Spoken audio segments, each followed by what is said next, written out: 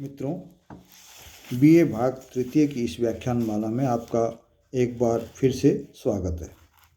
हम प्रसाद और निराला नामक निबंध की चर्चा पूर्व के व्याख्यानों में प्रारंभ कर चुके हैं। इस निबंध का लेखन आचार्य नंद दुलारे वाजपेयी द्वारा किया गया था। हमने प्रारंभिक व्याख्यान में नंद दुलारे वाजपेयी का व्यक्तित्व और कृतित्व और उनकी जीवनी के बारे में जानकारी प्राप्त की थी। आज हम प्रसाद और निराला निबंध का सार संक्षेप जानेंगे कि नंद दुलारे वाजपेयी ने ये निबंध किस तरह से लिखा है, क्या आवश्यकता हुई, क्यों उन्होंने ये बात महसूस की कि इन दोनों कवियों की तुलना की जा सकती है। तो शुरुआत करते समय ही लेखक इस बात को कुछ हद तक स्पष्ट कर देना चाहते हैं, जो कि इन पंक्तियों से स्पष्ट होता है। पिछले कुछ समय से हिंदी साहित्य क्षेत्र में यत्र तत्र यह प्रश्न उठाया जा रहा है कि कवि के रूप में प्रसाद और निराला में श्रेष्ठतर प्रतिभा किसकी रही है और हिंदी काव्य में किसका प्रदेय अधिक मूल्यवान और महत्वपूर्ण है।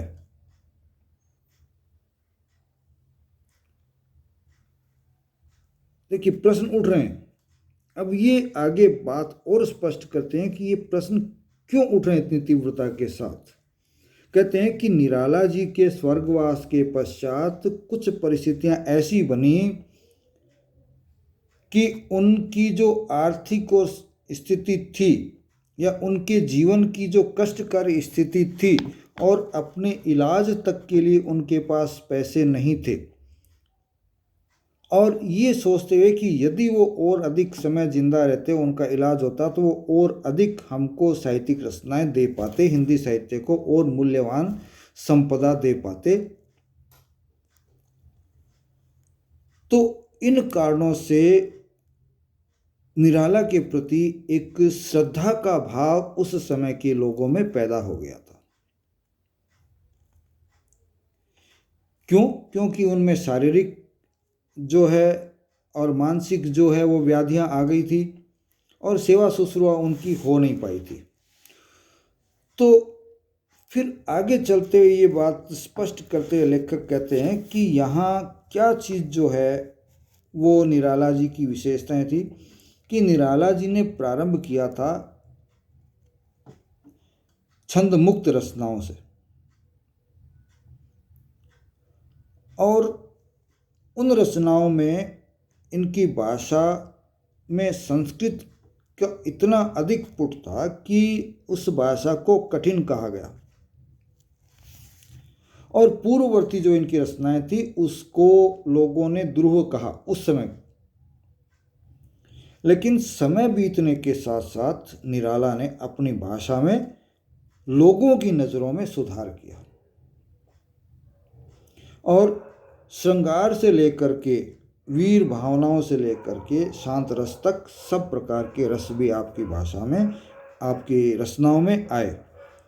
और इन्होंने विविध शैलियों में विभिन्न विषयों पर और विभिन्न प्रकार के भाव प्रयोजनाओं को साथ में रखते हुए अपने इन कविताओं की रचना की। और ये प्रभाव था कि उस समय के एक अन्य महान कवि जयशंकर प्रसाद से तुलना करने की बात उठने लगी।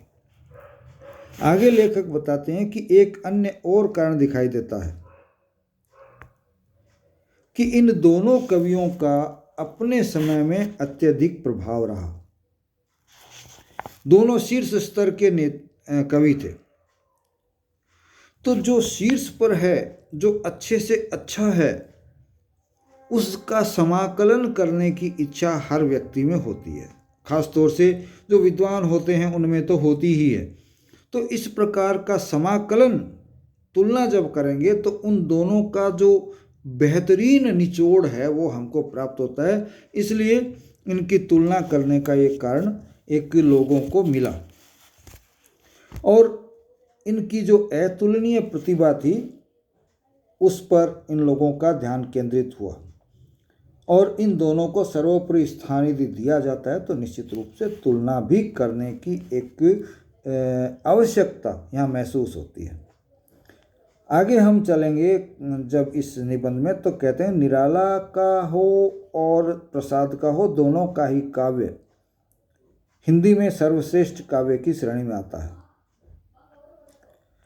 इन दो कवियों के काव्य को लोगों ने अपनी बातों में रखा, उसमें कुछ समानताएं भी पाई तो कुछ असमानताएं भी मिलती, क्योंकि दो व्यक्ति एक जैसे नहीं हो सकते। इन दोनों ही कवियों में जीवन का अनुभव और उसकी वास्तविकताएं, उसकी व्यापकता, उसकी गहराई, ये सब मिलती है। यहाँ फिर गहराई और व्यापकता शब्द पर भी इस निबंध में चर्चा की है कि व्यापकता का क्या तात्पर्य होता है। व्यापकता हमेशा दूसरे को दृष्टि में रखते हुए होती है और गहराई व्यक्तिनिष्ठता पर होती है।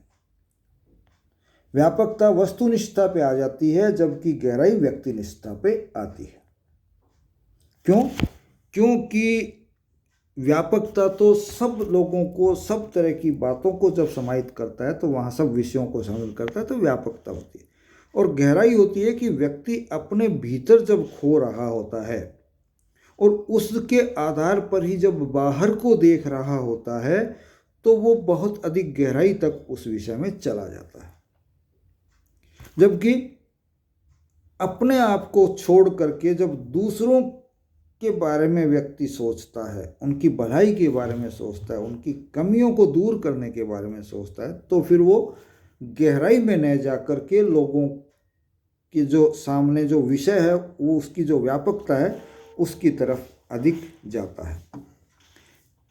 एक दूसरी और विशेषता लेखक यहाँ चर्चा करते हैं, दोनों कवियों की पाई जाती है कि अपने क्षेत्र में अपने काव्य के प्रति इनकी अप्रतिम निष्ठा